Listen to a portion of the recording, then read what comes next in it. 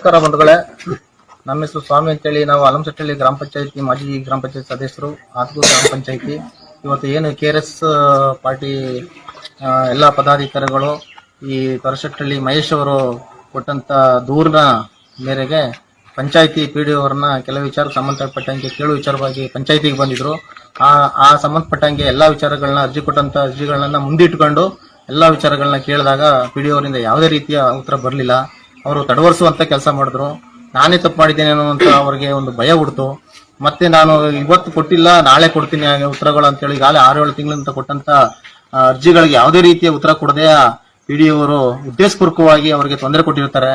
ಅವರು ಸಾರ್ವಜನಿಕವಾಗಿ ಕೆಲಸಕ್ಕೆ ಸಂಬಂಧಪಟ್ಟಂತೆ ಅರ್ಜಿಗಳು ಕೊಟ್ಟಿದ್ದಾರೆ, ಅರ್ಜಿಗಳು ಕೊಡ್ತೇನೆ ಇರ್ತಾರೆ, ನನಗೊಂದು ತೊಂದರೆ ಕೊಡ್ತಾರೆ ಅಂತೇಳಿ ಅವ್ರ ಮೇಲೆ ಉದ್ದೇಶಪೂರ್ವಕವಾಗಿ ನನ್ಗೆ ತೊಂದರೆ ಕೊಟ್ಟರು. ನನಗೆ ಬಂದು ಪೀಠೋಪಕರಣ ಪಂಚಾಯತಿಗೆ ಪೀಠೋಪಕರಣ ಮುರಿದು ಹಾಕಿದ್ರು, ನಮ್ಮ ಪಂಚಾಯತಿ PDOಗೆ ಹಲ್ಲೆ ನಡೆಸಿದ್ರು ಅಂತೇಳಿ ಸುಳ್ಳು ದಾಖಲಾತಿ ಕೇಸ್ ಮಾಡಿಸಿ ಅವ್ರ ಮೇಲೆ ಕೇಸ್ ಮಾಡಿಸಿ ಇವತ್ತು ಕೇಸ್ನ ಮಾಡಿರುವಂತದ್ದು.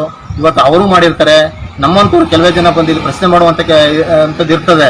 ಅಂತವ್ರಿಗೆ ಈ ತರ ಕೇಸ್ ಮೇಲೆ ಕೇಸ್ ಹಾಕಾಯ್ತಾದ್ರೆ ಇಲ್ಲಿ ಸಾರ್ವಜನಿಕರು ಯಾರು ಕೂಡ ಬಂದು ಈ ಪಂಚಾಯತಿಗೆ ಪ್ರಶ್ನೆ ಮಾಡೋರೇ ಇಲ್ವಂತ ವ್ಯಕ್ತಿಗಳಾಗಿರ್ತಾರೆ.